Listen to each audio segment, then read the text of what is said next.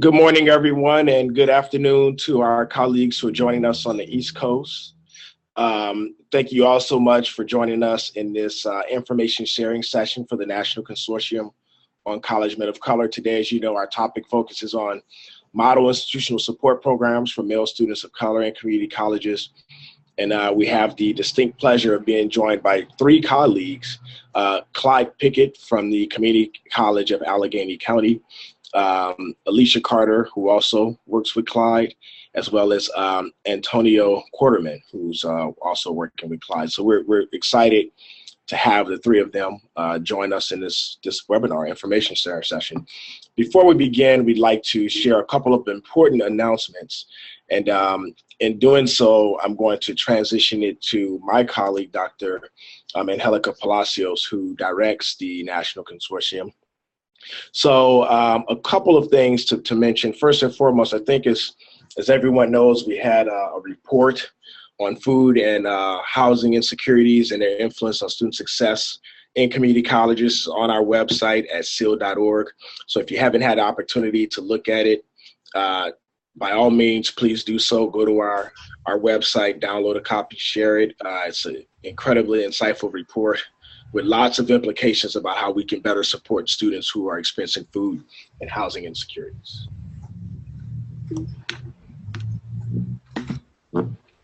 As you all know, we are actively engaged on social media. So here are our respective social media accounts. So please engage with us throughout the webinar and after, if you're so inclined. We'd love to hear what you have to say and things that you, the ways in which you're making sense of some of the ideas and content that's being shared today. And then we also want to make sure that you have the opportunity to engage with us throughout the session. Primarily on Twitter is the way we'll do it. We have a couple hashtags that we'd like you to use. Hashtag SEAL, CCEAL, hashtag M2C3, and make sure to tag Clyde with his Twitter handle at CWPICK, CWPIC. So with that, I'm going to turn it over to Dr. Palacios, who's going to finish the announcements and transition us over to Clyde and his team. Thank you, Dr. Harris. This is Dr. Angelica Palacios, the Director of the National Consortium on College Men of Color at the Community College Equity Assessment Lab, SEAL for short, formerly known as M2C3. We would also like to recognize our entire SEAL team, the administrative directors, as well as the team of research associates that we have the pleasure of working with and who have contributed to the research work and projects we do here at SEAL. Without their support, much of our work would not have been made possible, so we thank them all for their contributions to the research lab. As many of you may know, we are also supported by a number of entities. We have an advisory board comprised of educators across the country who support our work and provide valuable feedback on the work that we're doing, and we're grateful and appreciative of their support.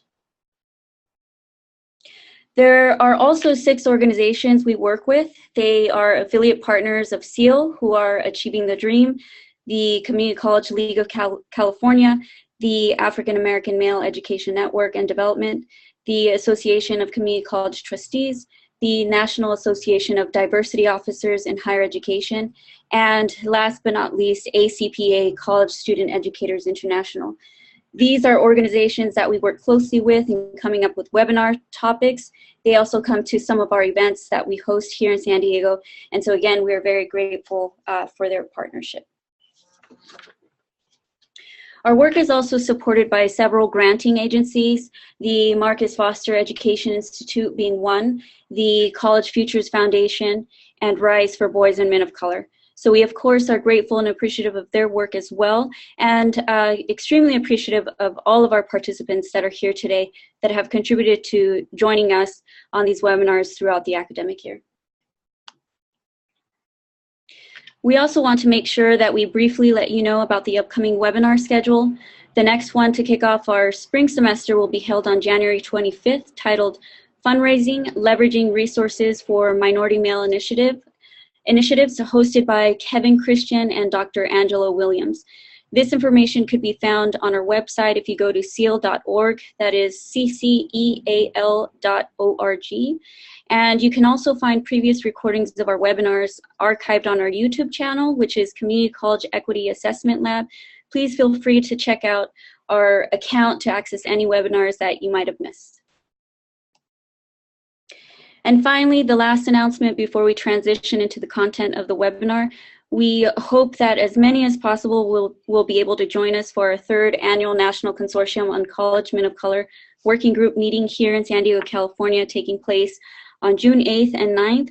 And we will also be hosting a small pre-institute scheduled for June 7th, which is a little bit different than what we've had in previous years. However, space is limited, so groups that are interested in professional development are invited to join us one day prior to the working group meeting that is taking place on June 8th and 9th. In terms of our meeting, we're excited to have a fantastic speaker, Dr. Ebony Zamani Gallagher, who is a professor at University of Illinois, who is scheduled to be our keynote on June 8th.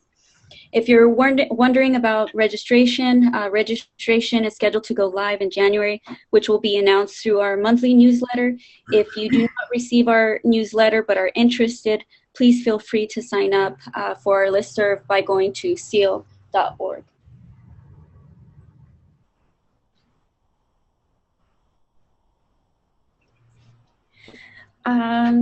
So without further ado, please join me in welcoming Mr. Clyde Wilson Pickett, speaking on model institutional support programs for male students of color at community colleges.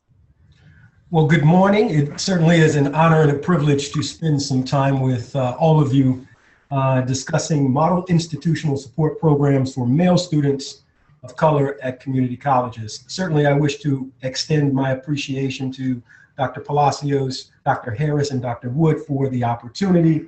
And I also wish to thank my 2 colleagues, Alicia Carter and Antonio Quarterman, for their assistance in putting together the presentation today. We're going to spend some time talking about model institutional support programs and the necessary components to get there. So I want this to be a tremendous opportunity for exchange. Certainly, we will leave time for questions, and I welcome those.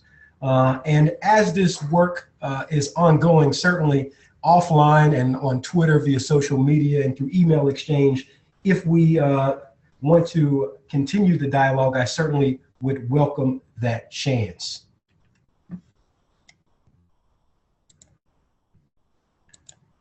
In terms of a formal overview of what I want to spend some time talking with today, I'll begin with just a brief introduction about myself, tell you a little bit about my work.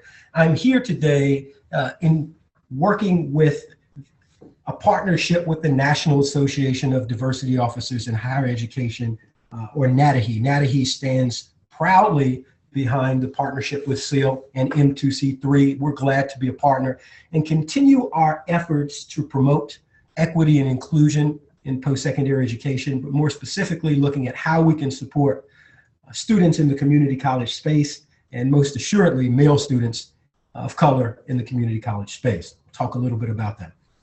In the presentation, I want to discuss 5 key components for institutional support. So as institutions look at providing support for model programs and overall impacting and adjusting policy to promote successful outcomes for male students of color, I want to talk about 5 key components to get us there.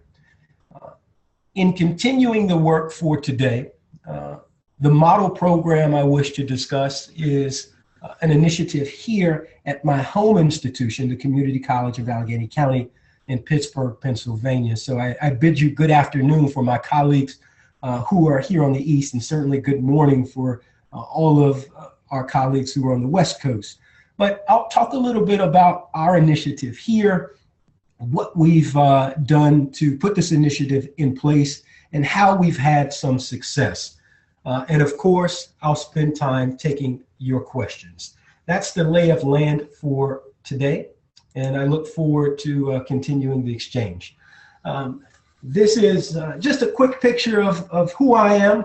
My mother loves this picture. I am privileged as serving as the special assistant to the president for diversity and inclusion here at CCAC. I've been in my role now for 5 years. So this is my 5th year serving as the chief diversity officer at the institution. In addition to my responsibilities and roles as serving as the CDO at CCAC, I have the privilege of serving on the board of directors for NADOHE. I'll talk a little bit about the mission of NADOHE as we move forward, and we'll speak to the responsibility of chief diversity officers in terms of impacting policy that support institutional support programs, as well as furthering the agenda for male students of color. I've been in my role now for 2 years with NADOHE, and we're excited to continue, as I stated before, the partnership with SEAL and with M2C3. So quite excited to continue that work. As we look at the mission and vision of NADOHE, I wanted to just provide just a general introduction. So for those who might not be familiar with the work of the organization, NADOHE serves as the preeminent voice for diversity officers in higher education. We do so by supporting the collective efforts to lead our institution toward the attainment of the following goals. We work to produce and disseminate empirical evidence through research to inform diversity initiatives, and certainly model institutional support programs that support male students of color is included in that category. We work to identify and circulate exemplary practices. We provide professional development for current and aspiring chief diversity officers and diversity officers at varying levels. We work to inform and to influence local and national policies, and certainly that's something that we identify as areas of importance. And we work to create and foster networks that provide support around diversity. In terms of looking at the roles for chief diversity officers and their specific responsibility to work to impact where we are in terms of providing support for male students of color, it's important for us to understand that CDOs have a responsibility to shape policy and to support policy that impacts male students of color. CDOs have to work proactively to make sure that we put these items on the agenda and work to leverage support for institutional buy-in and to gather and garner additional support. So that's one of the reasons why NADOHE is a partner and why we're having this conversation certainly today. So in terms of looking at the presentation, you have the slide in front of you that talks about a broad leadership agenda. When we think about the 5 key components, that impact how we move towards model institutional support for male students of color and programs that push us towards completion, we need to think first and foremost about a broad leadership agenda. So senior leadership must be engaged and involved with establishing and supporting broad initiatives that really support the academic success for male students of color. So when we think about that and what that means at the highest level, from the CEO to the provost to the senior leadership team, there have to be strategic conversations about a broad agenda that directly impacts these students. So when we think about what our institutions are doing, and if we really want outcomes, we need to have candid discourse about how the senior leadership team is engaged and involved in this process. And we have to work to continue to challenge them to be informed and abreast of the key issues that impact student success and completion, and that they're aware of what we need to do to support male students of color. I've been fortunate in my time at the Community College of Allegheny County to work for a board and a CEO that has been very supportive in creating an initiative, and I'll talk about their role in impacting and bringing together our program that I'll talk and speak to later.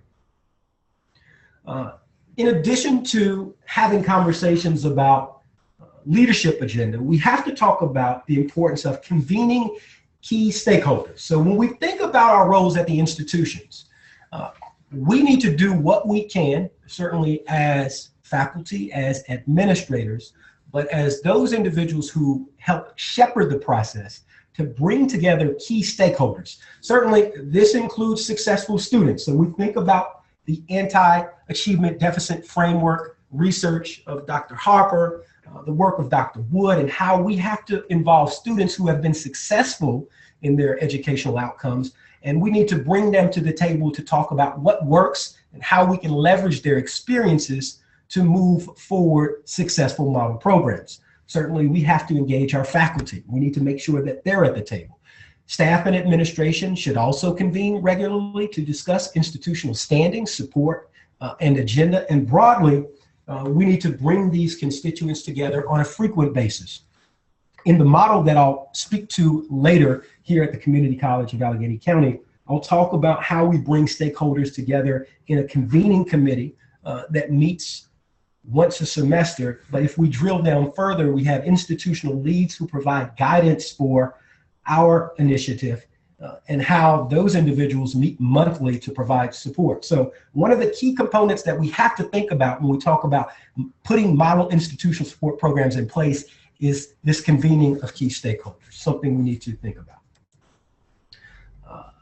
Moving further, we need to talk about buy-in for strategic campus initiatives. So cross-campus, how do we work proactively with all groups to make sure that we have initiatives broadly throughout the college to support these students? So you see here, I list the importance that institutions must work to enact, monitor, review, and adjust college campus-specific initiatives to support male students of color. So we think about what we have to do in terms of enacting these initiatives, but more importantly, to have periodic review and monitoring of what's been successful, what's been beneficial, and in the event that there are challenges, and I'll talk about some of the challenges in the model initiative later, how can we work to address those things, specifically as it comes to outcomes? So we're in this work to push towards completion for our male students of color.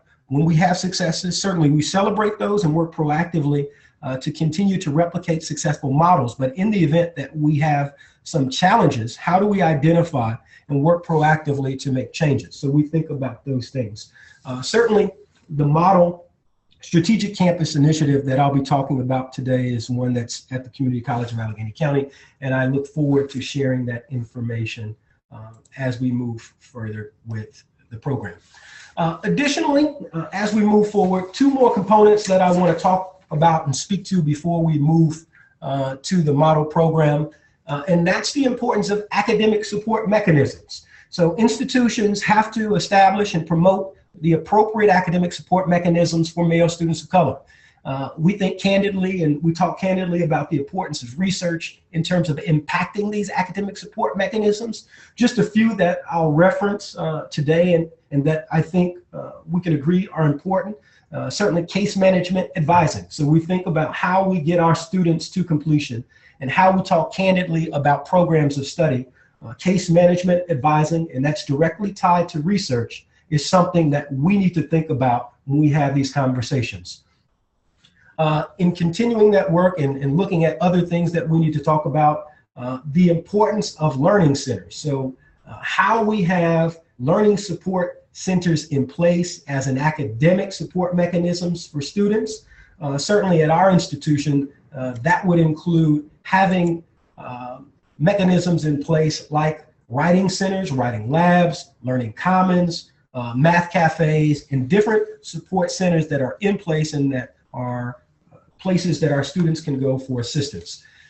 Additionally, when we think about academic support mechanisms, we think about cohort learning modules and the importance of having cohort learning modules in place. Certainly that's something that we identify as a priority and something we need to think about. And lastly, just in terms of looking at that conversation about academic support mechanisms, the review of successful instruction methods. So we talk about what's worked, what hasn't worked, the importance of addressing on a periodic basis classroom instruction. For us at the institution, I share candidly, we've had some success with flipped math DVS courses. So when we think about review of instruction methods on the academic support mechanism side of the house, that's something for us to think about. Lastly, in terms of looking at those key components that I talked about for setting the table for institutional support mechanisms. They include strategic agenda forums and summit meetings. So we think about the importance of institutions supporting and participating in strategic forums and partnerships that work to support male students of color. So certainly on the consortium side of the house, we think about M2C3, and broadly we know that there are others throughout the country, but the fine work that's being done with the group, and we think about our time during the summer to talk about successful outcomes is really an agenda item for us to think about. Various conferences that are in place. Right offhand, I'll reference and talk about my colleague Joan Holmes, who's at Hillsborough Community College, and the conference that they do every year, Black and Brown College Bound, is another example of an excellent conference that provides information. That's a strategic agenda forum to really address successful programs and also to get information on policy changes. And certainly included in that conversation is the discussion about colloquiums. So we think about the importance of colloquiums and how that's important. I was fortunate enough to participate in the International Colloquium on Black Male Education, and that would be an example. On the local level, just in terms of the Pittsburgh region, where I am, we have a Greater Pittsburgh Higher Education Diversity Consortium. I'll talk in the portion when we talk about this model program at the community college that I'm employed. But this particular partnership has been very beneficial in bringing in different institution types to talk about what's been successful and to talk about how we can go about impacting male students of color success. So we've been fortunate to partner with both 4-year and 2-year institutions in this space, as well as local community organizations to impact where we are in terms of success of students. So that's an example. So certainly we think broadly in terms of these strategic agenda forums, but we can also think locally about how organizations can come together, work proactively to provide support and to push forward the initiatives that support students. As we move forward, I'm going to share some information on the Men of Merit initiative here at the Community College of Allegheny County. But as we're doing so, if questions come up, if you have ideas, there is a Q&A box that you can type your questions, and certainly I want to leave time for us to explore those questions. So just as a way to prompt that information and to talk about that. So before I begin and talk about the Men of Merit initiative at the Community College of Allegheny County, I wanted to give you some information generally about our institution. We are located in Pittsburgh, Pennsylvania. We are a multi-system institution. You'll see at the bottom of this slide that we have 8 functioning locations right now, 4 broad campuses, 4 centers that operate throughout greater Allegheny County. We actually have a center in Washington County, which is adjacent to our region, and we're building a new campus in Donora, Pennsylvania. On the credit side of the house, CCAC served, as you see here, 27,430 students in 2015, and on the non-credit side, 17,000. So we have a reach of close to 45,000 students at our 4 campuses, our 4 centers, and in our online education. In terms of programs of study, we offer Associates of Arts, Associates of Science, and Applied Science degrees, and certainly certificates and diplomas. So when we think about engaging our male students of color, we don't want to leave out our certificate and degree and diploma programs in terms of participation. In the model program, I'll talk about the fact that we did have some significant involvement from our students who were involved in the skilled trades. So that's something that we were proud of in terms of making sure that we were equitable in reaching out to support our students.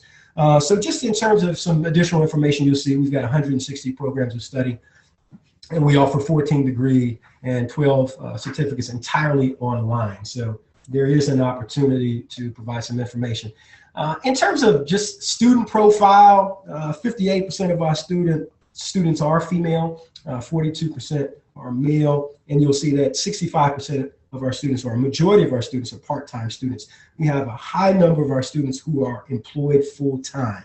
So whereas they don't have full-time status at our institution, they are employed full-time, and the average age is 27. 29% of our students are identified or self-identified students of traditionally underrepresented ethnic minority status. Those numbers are higher in that we have a large portion of students who do not self-identify their race or ethnicity, and 55% of our students are enrolled in a career program or transfer. That's a little bit about CCAC. So I want to spend some time talking about the model program, and that is our CCAC Men of Merit Initiative. So in coming to the Community College of Allegheny County, we wanted to put together a support initiative that provided academic guidance, leadership support, as well as advising and mentoring for male students of color. In working to establish this initiative, I reached out to a number of my colleagues throughout the country who were also in the community college space to look at what was working well with them and what they recommended in terms of putting an initiative in place to support our students. I'll share candidly that I reached out to some of my colleagues at Prince George's Community College. Certainly those individuals at Baltimore County Community College, Houston Community College, Tri-C Community College, and Cleveland Cuyahoga Community College, which I know we have some of my colleagues who are participating in this webinar, as well as the Community College of Philadelphia. So in talking to my colleagues, we wanted to come together with an initiative that could support students and really get us to better participation, and more importantly, to look at what we could do to promote completion. So our lowest achieving students in terms of completion endeavors were our African-American male students. In putting this initiative together, part of our efforts were in collaboration with our participation in ATD. So our committee came together, strategized after touching base with our colleagues throughout the country, and put together a program that has locations at 5 of our campus touch points. And we put bi-weekly meetings so that we could provide mentorship support and help students persevere and overcome various barriers as they work to achieve academic success. So you'll see as we move forward in the work for the program, the objectives were these. First and foremost, we wanted to develop strong male leadership. So when we looked at strategic engagement throughout the college, we had a small portion of male students of color who were involved in our honor society, a small population of students of color who were involved with student organizations. So we wanted a strong component to promote male student leadership. Additionally, of course, we wanted to increase engagement in the college experience. So how could we get students involved to take advantage of those academic support services that I referenced earlier? How could we get our male students of color to show up to be involved with certain service learning opportunities? And you see that we added the promotion of service learning as a priority area for us. But we also wanted to make sure we did what we could to talk about academic productivity. For us, of course, ultimately that means getting to completion. But for each semester, we had an expectation that our participants would have a 2.5 grade point average and that they would enroll in the next semester. We had a situation where a number of our students would enroll for the fall semester, but would not matriculate to the spring semester. So our goal was for our active MMI participants, so students who participated in this initiative, and for us, we define active participation as having attended 3 meetings per semester, that those students, we would have a 100% retention from fall to spring with a 2.5 GPA. So those were our objectives that I list and the goals in terms of what we wanted to do with this program. I'll talk more about where we are in terms of promoting participation in the program a little bit later, but I want to spend some time talking about where we are in terms of structure. So as I referenced, here at CCAC, we've got 8 touch points or 8 locations. So we wanted to come together and have active participation through faculty, staff nomination, as well as active recruitment. In doing so, we identify these locations as being points of contact to provide support for our students. So the largest of our campuses is the Pittsburgh on the north side of Pittsburgh, I should say. It's our largest campus. It's very much an urban campus. Our Boyce campus is located on the eastern outskirts of our city, and it's in Monroeville. That's our health sciences campus. So it's very much a traditional campus. North Campus is located in the north suburbs. I want to note for the differences in location, North Campus is the only campus location that does not have access to public transportation. So all of the campus locations, with the exception of our North Campus, have access to public transportation. We wanted that to be a primary point of contact in case we had students who didn't have access to the other campus locations, so that we can have a point of contact or a lead there. I'll talk a little bit about lead responsibilities in just a second. Our South Campus, which is located in what we call the Mon Valley, or the Monongahela Valley, based on the name of the river, is a former industrial area. So we think about the Rust Belt. It's a community that has been significantly impacted by the economic changes in the infrastructure of our country. So the South Campus is a campus we wanted to identify having some connection to help promote success for our students. And lastly, at our Homewood Brushton Center. So Homewood Brushton is a primarily African-American community here in the city of Pittsburgh, and we wanted to have a touch point for our students to have a location to go to for additional support. So these are the identified locations. At each of these campus locations, we have a campus lead that provides guidance and support to assist our students throughout their participation in their educational endeavors, but as we connect them with MMI. So as we established participation at these campus locations, we identified a lead, or a primary point of contact, to serve as the facilitator of the Men of Merit initiative, if you will, at each of these campus locations. So at some of the locations, we actually have two. We did that to give our institution a better chance to reach out and to leverage relationships and to actively engage and recruit students. We know, given the academic rigors of our programs, and given the fact that a number of our students work, we needed to have as many touch points of contact as we could. For that reason, our leads are charged with actively facilitating meetings, as well as actively recruiting participants to be involved in this initiative. So in addition to their outreach and engagement, we also have a process where we leverage nominations through our faculty. We have an all-college day at the beginning of each semester, and we do a presentation broadly to talk about where we are in terms of the Men of Merit initiative and what we're doing as an institution to support it, and how our faculty members can make nominations of students. We see this as a broad opportunity, not only to promote greater buy-in as a college for Men of Merit, but also to give our faculty an opportunity to be further invested. And in many instances, what we found is, in promoting that information to our faculty, they've not only made recommendations, but also have stepped up and have been willing to sit in on our biweekly meetings, but also provide one-to-one support in terms of serving as a mentor outside of office hours for our students. This has been really impactful and something that we found to be of true benefit as we work to support the needs of our students. In terms of our expectations of the leads, what we want out of our leads, I put some information here for you. So certainly they're the primary points of contact to promote, support, and engage our students. So they lead community building exercises within the confines of our biweekly meetings. They provide a leadership model. So when we think about how we provide leadership support for our students, it starts with a model.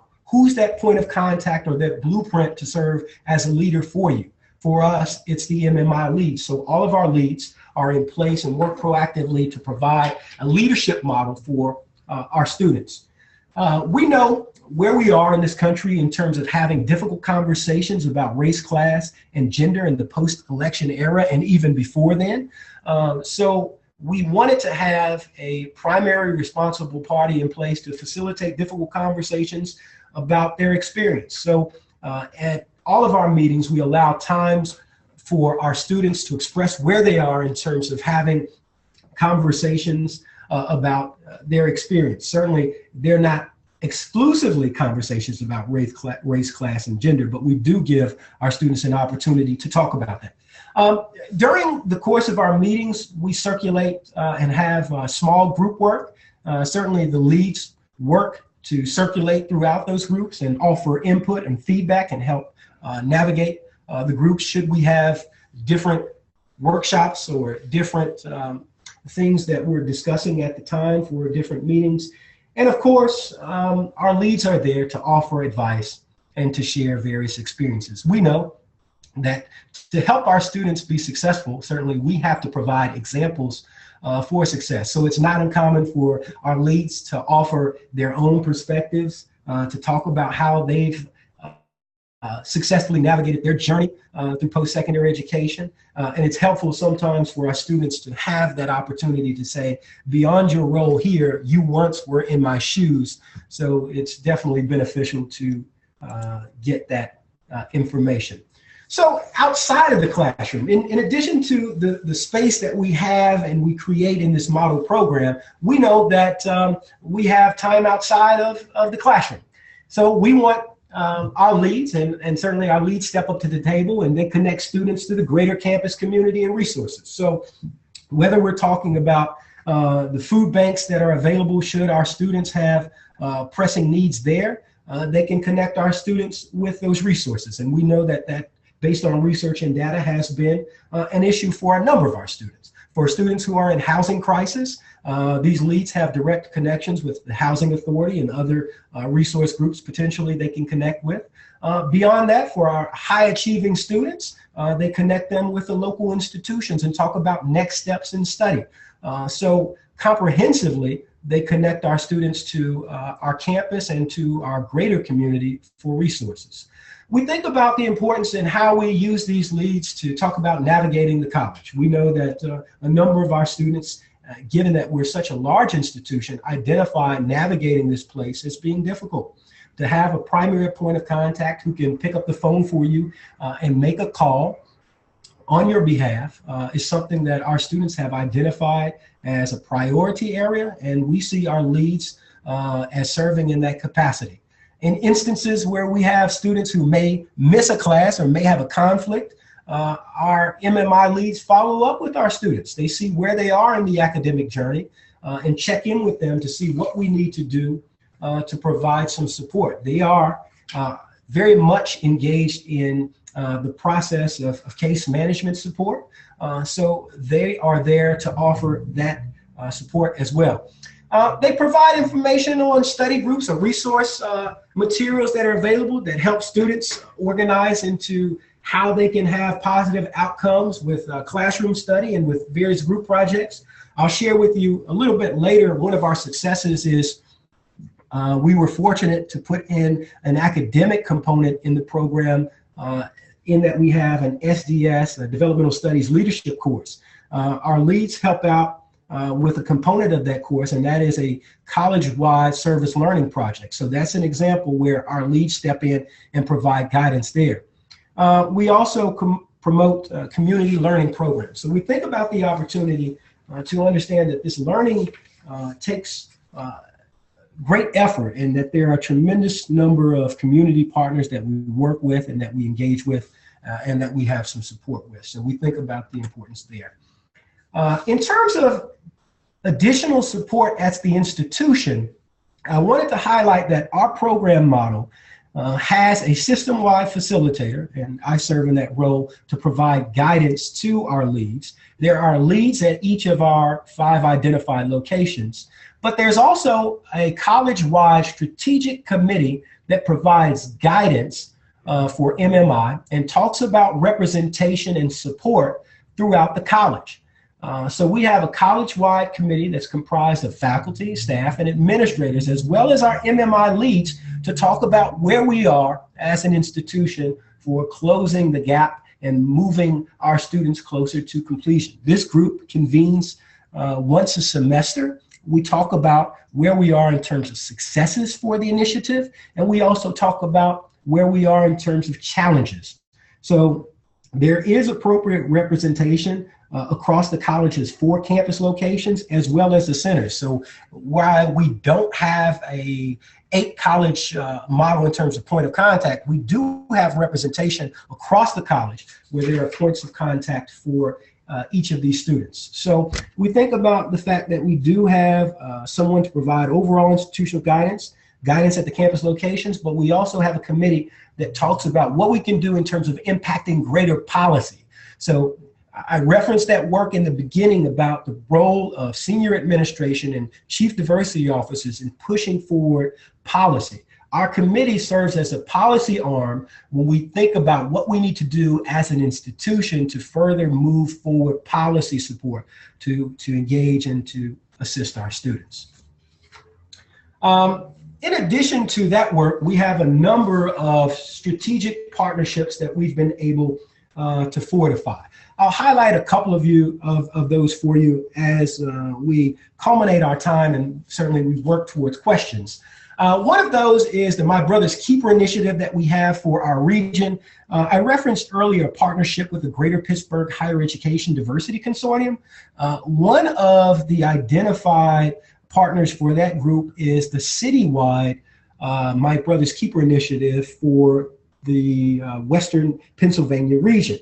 We've been fortunate enough to have a strategic partnership with that group where they come to the Community College of Allegheny County and have and convene meetings, and we work to provide support for our students. That's been incredibly beneficial because we talk about a more transparent pipeline from K through 12 education to CCAC, including dual enrollment, and moving further a completion of a certificate or degree program or diploma program or progression to a 4-year degree. So that's been a tremendous partnership, and we've talked strategically about resources.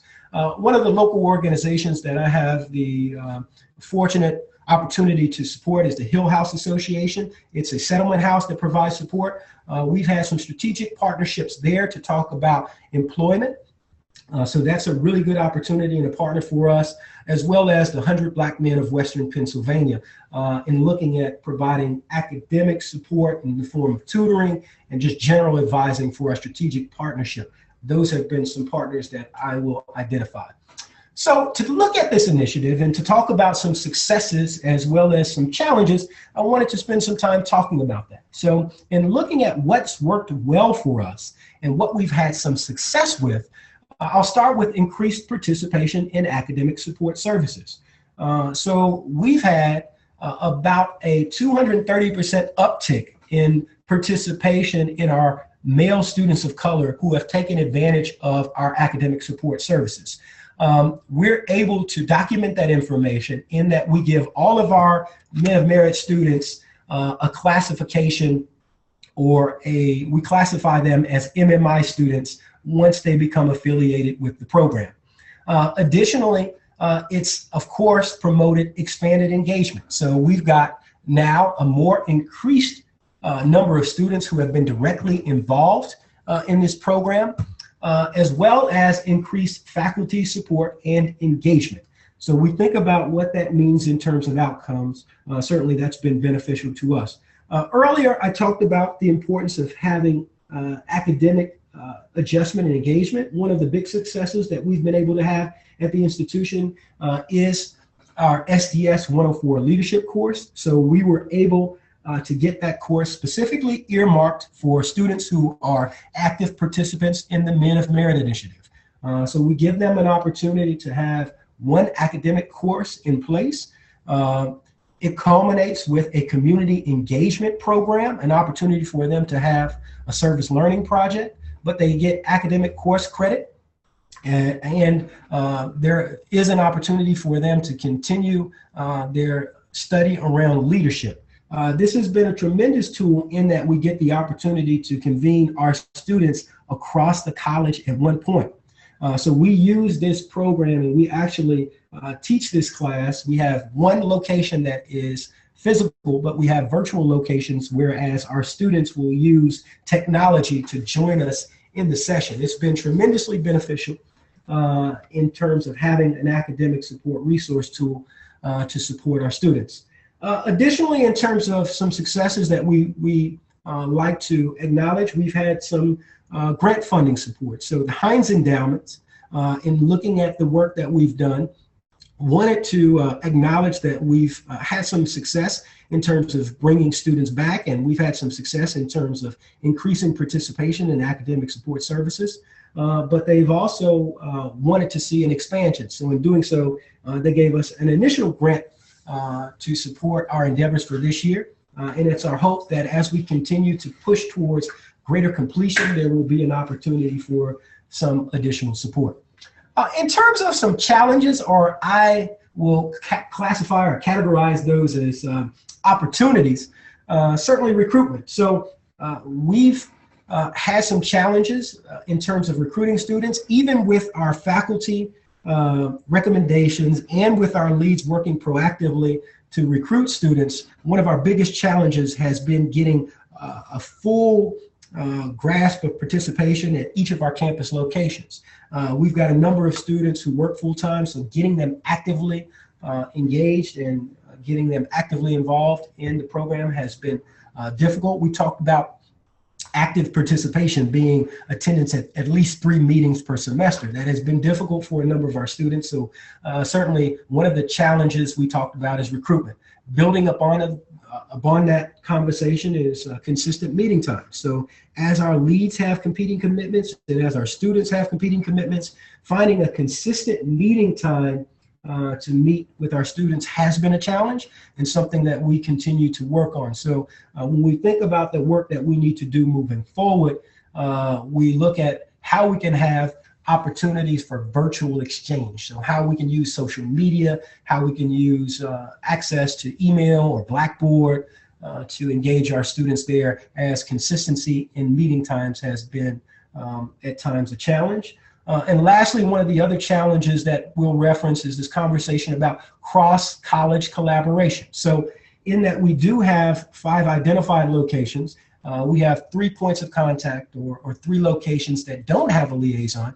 How do we promote greater college collaboration? So one of the locations is our West Hill Center, which is the hub of CTE and skilled trades at the institution. So how do we work proactively to get a point of contact there and to better facilitate engagement for our students there? One of the ways that we've been able to work to do that is to have some targeted recruitment at those sites for MMI as well as for the program. I talked earlier about a partnership with the Hill House Association.